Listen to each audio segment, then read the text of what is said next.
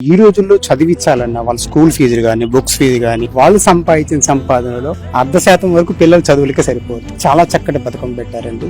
అందరినీ సమతుల్యతంగా చూస్తున్నారు. పేద అని లేదు, చిన్నవారు అని లేదు, ధనికులని లేదు, పేదవారు లేదు. ప్రజలు ఏదైతే కోరుకున్నారో ఆ విధానాన్ని ఈ ప్రభుత్వంలో మా కాన్స్టిట్యూషన్ లో జూలకంటి బ్రహ్మానందరెడ్డి గారు సంక్షేమం అభివృద్ధి మాత్రమే పట్టించుకున్నారు. గత గొడవల గురించి కానీ గత సమస్యల గొడవలు ఉన్నా కానీ వాటి గురించి ఎక్కడ ఏది అని ఉండట్లేదు. దాని గురించి ప్రజల్లో కూడా ఉన్న అపోహలను తొలగించేస్తున్నారు.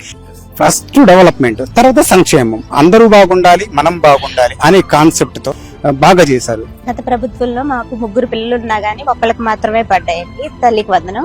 ఇప్పుడు చంద్రబాబు నాయుడు గారి ప్రభుత్వంలో 3 పిల్లలకి తల్లికి వందనం పడ్డాయి. అందుకు మా ఎమ్మెల్యే జూలకంటి బ్రహ్మానందరెడ్డి గారికి డబ్బులు పడినాయి సార్. ఎంత పడింది? 26,000 ఇద్దరికి, బాబుకి పాపకి ఇద్దరికి కలిపి పడి. ఇప్పుడు 26,000 పట్టడంపై మీకు ఎలా అనిపిస్తుంది? నాకు చాలా అంటే చాలా ఆనందంగా ఉంది సార్. మా ఆయన కార్పెంటర్ వర్క్ చేస్తారు. ఇప్పుడు వర్క్స్ కూడా చాలా తక్కువ ఉన్నాయి. ఈ డబ్బులు పడడం వల్ల మాకు చాలా హ్యాపీగా ఉంది. ఇదివరకంటే ఒకళ్ళకి వేస్తారు అని కూడా నమ్మకం ఉండేది కాదు. ఇప్పుడు ఇద్దరికి రావడం వల్ల చాలా ఆనందంగా ఉంది. ఇప్పుడు మాత్రం చాలా హ్యాపీ అంటే చాలా హ్యాపీ. ఇద్దరికి పడి చాలా ఆనందపడుతున్నాం. ఇప్పుడు ఇద్దరికి పడడం వల్ల మాకు చాలా చాలా ఆనందంగా ఉంది సార్. నారా లోకేష్ గారికి, నారా చంద్రబాబుకి ధన్యవాదాలు సార్.